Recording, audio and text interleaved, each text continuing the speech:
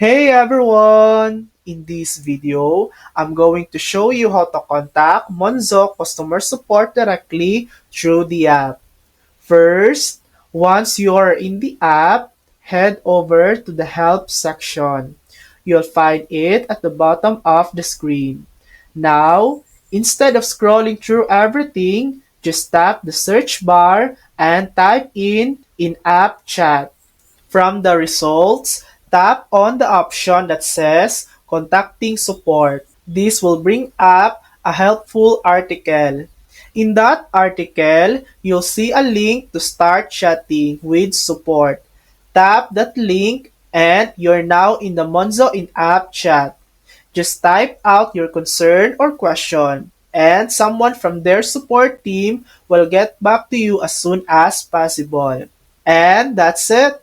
That's how to contact Monzo customer support directly through the app. Thanks for watching.